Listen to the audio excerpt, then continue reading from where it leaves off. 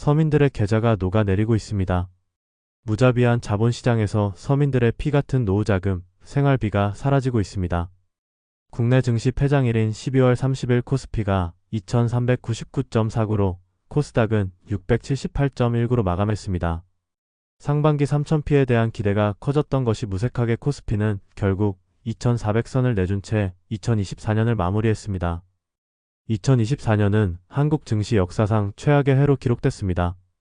코스피는 지난 7월 이후 6개월 연속 하락을 이어갔습니다. 6개월 연속 하락은 2008년 금융위기 이후 16년 만입니다. 수익률이 마이너스를 기록한 달이 가장 많은 해라는 오명도 남겼습니다. 올해 코스피는 2월과 3월, 6월 단 3개월을 제외한 9개월 모두 마이너스를 기록했습니다. 2000년 IT 버블 붕괴 시 9개월 하락 이후 24년 만의 기록입니다. 결국 단타를 주로 하는 개인 투자자는 100% 손실을 봤다는 얘기입니다. 국내 증시는 연초부터 정부가 주도한 증시 부양책인 밸류업 프로그램과 인공지능 AI 훈풍을 타고 상반기 상승세를 보였지만 하반기 글로벌 IB들을 중심으로 반도체 겨울론이 제기되면서 직격탄을 맞았습니다. 여기에 코스피가 하루 만에 8.7% 급락한 8월 블랙 먼데이, 11월 미국 대선, 12월 비상계엄 선포 사태까지 겹치면서 글로벌 꼴찌를 기록했습니다. 요즘 뉴스 보기가 겁납니다. 통계 작성 이래 최악, 몇 년 만에 최대 등 기존의 나쁜 경제 기록들을 갱신하는 뉴스 기사들이 넘쳐나기 때문입니다. 지난해 코스닥 지수 등락률이 글로벌 주요국 증시 가운데 사실상 꼴찌를 기록했는데요. 심지어 우크라이나와 전쟁 중인 러시아보다도 부진한 성적표로 마감했습니다. 글로벌 금융정보 사이트 인베스팅닷컴이 제공하는 세계 주요 32개 국가 43개 증시 지수의 등락률을 분석한 결과 코스닥 지수가 지난 1년 동안 무려 21.74% 폭락하며 글로벌 43개 지수 중 43위를 기록하며 꼴찌로 마감했습니다.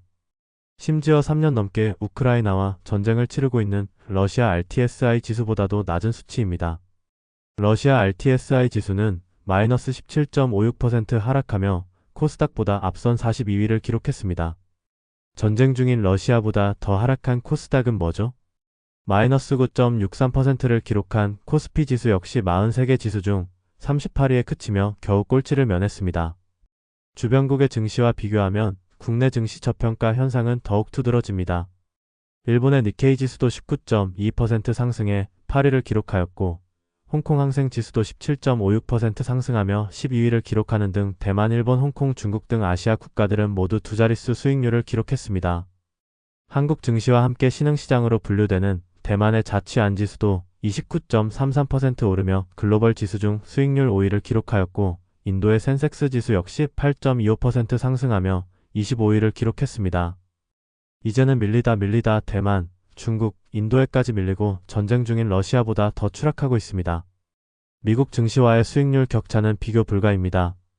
미국의 나스닥 지수는 29.79%, S&P 500 지수는 23.84% 오르며 큰 폭으로 상승했습니다.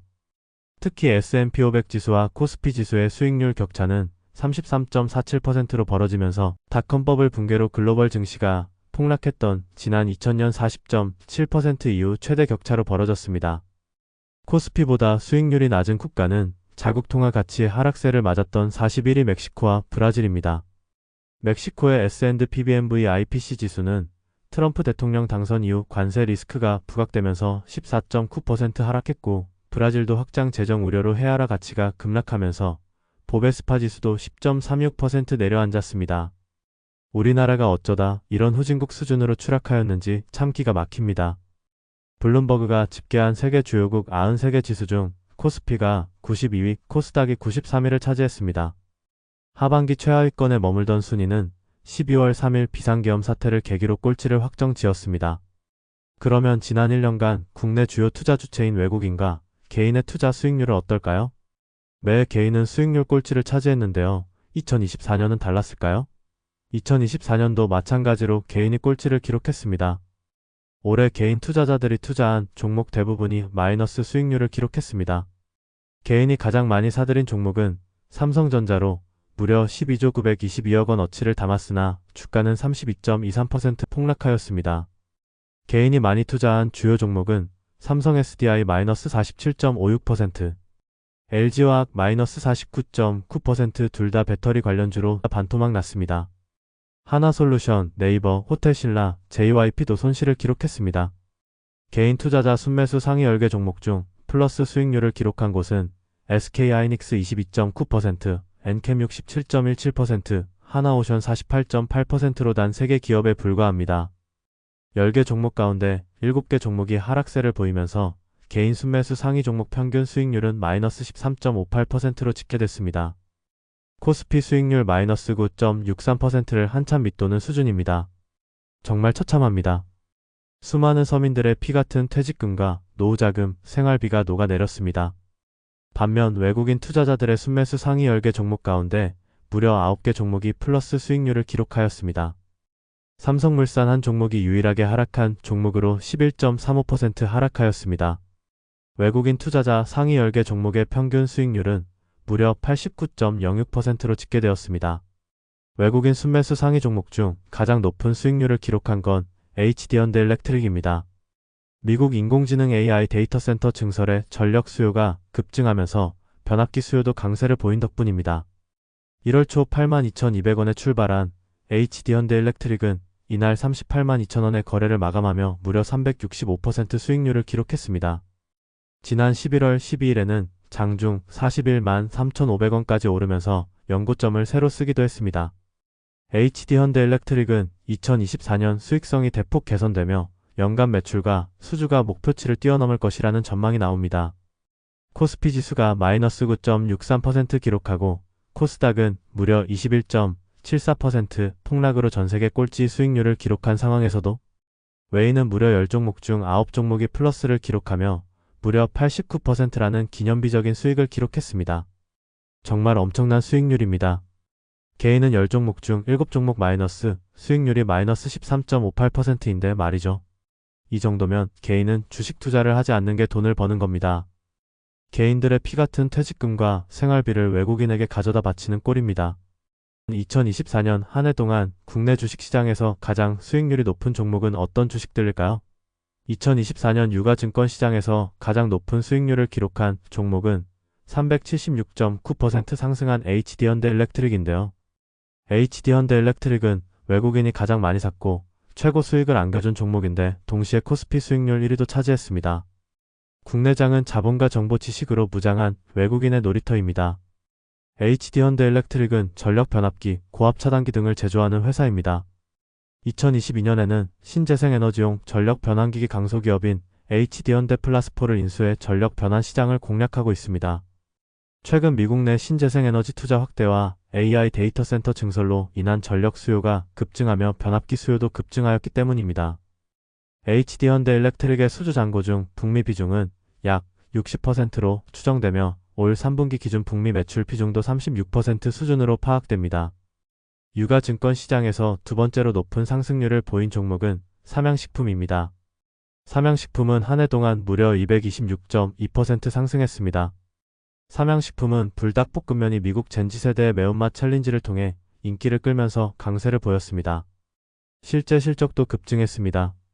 삼양식품의 올해 예상 연간 매출액과 영업이익은 각각 1조 6,771억 원, 3,370억 원입니다. 매출액은 전년 대비 40% 증가하고 영업이익은 2배 이상 늘어날 전망입니다. 내년에도 매출액과 영업이익은 20%가량 성장할 것으로 예상됩니다.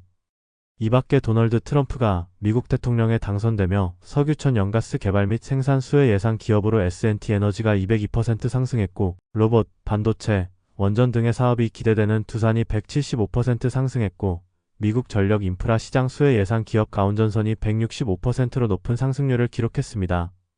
코스닥 시장에서 상승률 1위를 기록한 종목은 미국에서 마스크팩으로 히트를 친 제닉입니다. 제닉은 올 들어 525.3%의 상승률을 보였는데요. 제닉은 국내 최초로 수용성 하이드로겔 마스크팩을 개발한 기업입니다. 아마존 마스크팩 1위를 기록한 바이오던스가 제닉의 핵심 고객사로 알려지면서 주가가 급등했습니다.